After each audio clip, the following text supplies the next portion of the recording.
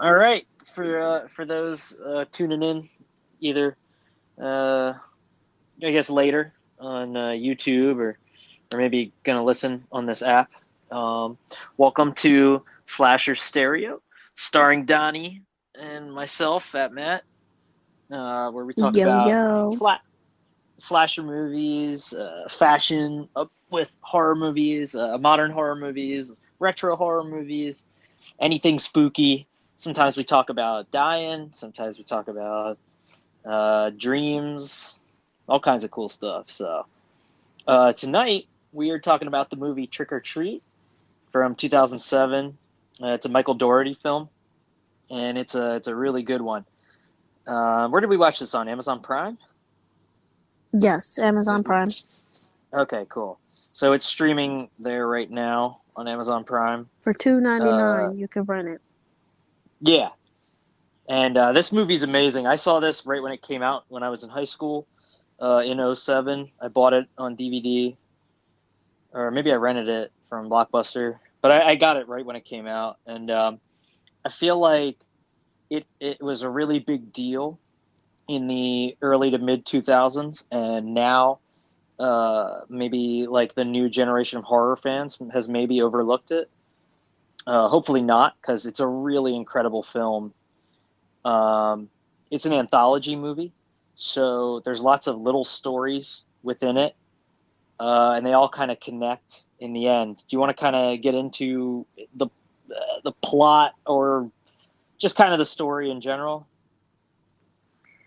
Oh, you can give it this time. Okay, yeah. We'll This let one's you kind of all over stumble the a little bit. yeah.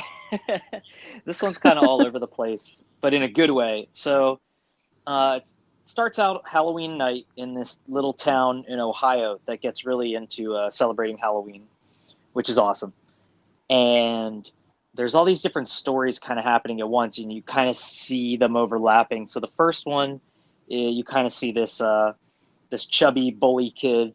He's going around stealing candy, and he ends up at his principal's house, and he's trying to steal some stuff out of his yard and smash his jack-o'-lanterns. And the principal sits down with him, and the principal gives him a poison candy bar, and the kid starts throwing up until he dies. And the principal drags him in, and he buries him in his backyard. And the principal's neighbor starts kind of hearing some noise, and he starts yelling at him, and um, you kind of see the principal struggling to bury this body. Also, it seems like he's probably killed quite a few people that night. So that's kind of like the first story, and you see the principal's son kind of come out and be like, "Hey, you got to help me with my jack o' lantern." He's like, "Sure," and they're kind of in the basement, and they're starting to carve the jack o' lantern. It ends up being the kid's head that he just buried. So then we move on to this group of girls. Um, no, I'm sorry. There's a couple that's coming home from like a Halloween party, and the wife wants the husband to clean up their front yard because her mom's coming in to visit in the morning. And so he's like, "Oh, I like leaving it up all night." And she's like, "All right, fine, I'll do it." So she's out there cleaning up, and he's waiting for her while he's watching a porno tape, waiting for his wife to come in. And she ends up getting killed by this character we don't really know yet, and I don't want to spoil it yet or anything. But then it moves on to this group of girls. There are these like four beautiful girls that all hang out together. And they're kind of talking about going to this Halloween party and trying to find dates. And one of them is they keep talking about how she's a virgin, and this is also early 2000s kind of. So I feel like you don't really see that in movies anymore, where they make fun of a character for being a virgin. I don't know. Do you feel like they? I feel like that doesn't happen in movies Uh, anymore. Sometimes, like a little bit, not as much. Like in the 90s and early 2000s, that was like every movie, every teen movie. It was like, oh, this character, whether a guy or girl, is a virgin, and we have to get them laid or whatever. That was like a big deal. Now things are just a lot. This cinema's just changed a lot. I think communication in general with that kind of stuff has changed.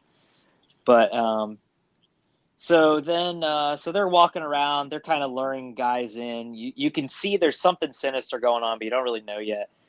Let's see.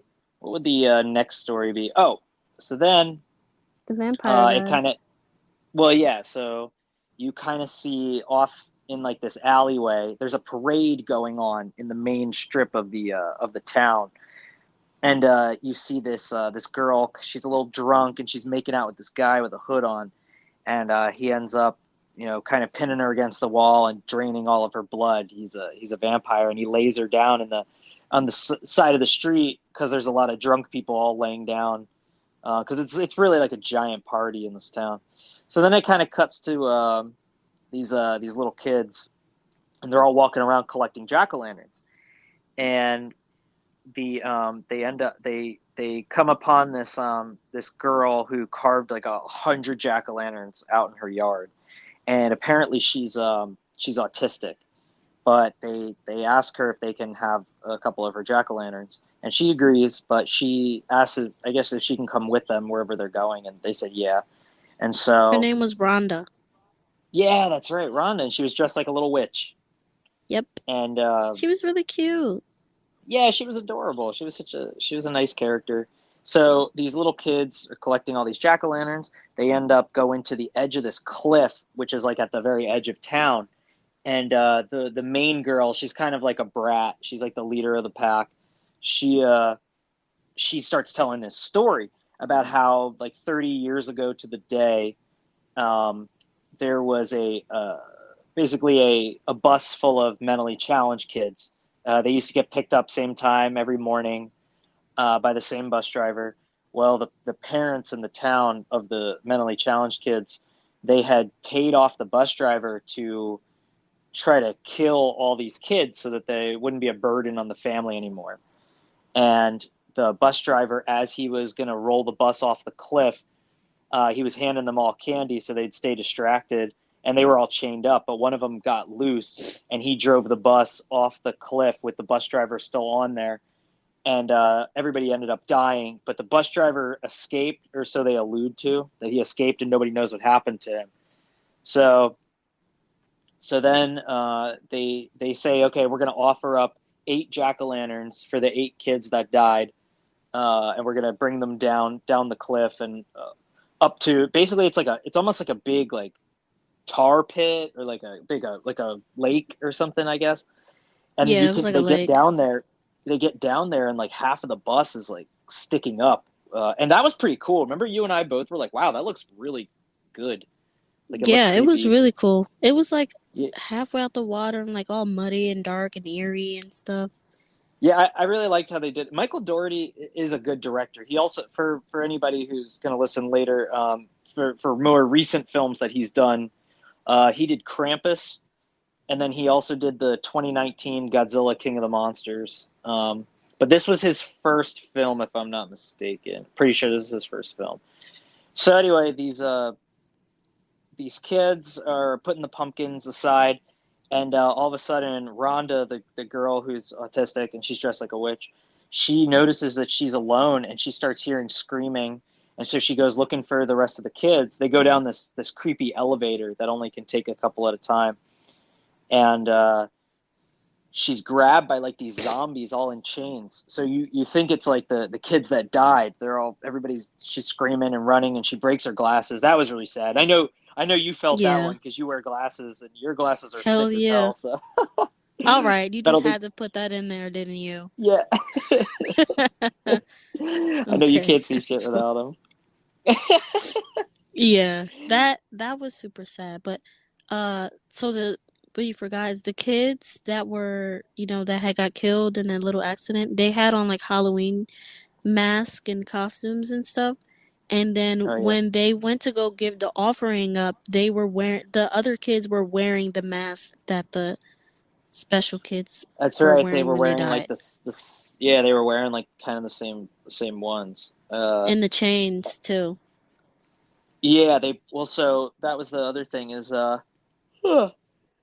so Rhonda is running, and and she breaks her glasses and she falls and she bumps her head, and they're kind of the kids are like it turns out that it was the kids all along. They were playing a prank on her.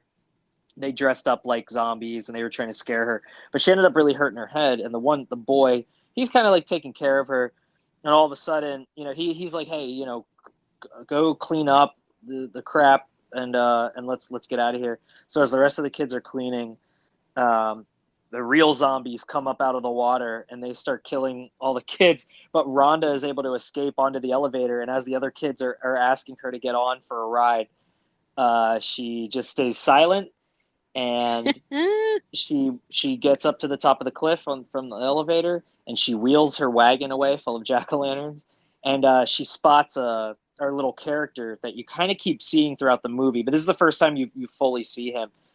His name is Sam. He's like this little kid with a sack over his head, and it's like a creepy looking, almost like a Tim Burton-esque costume that he's got on.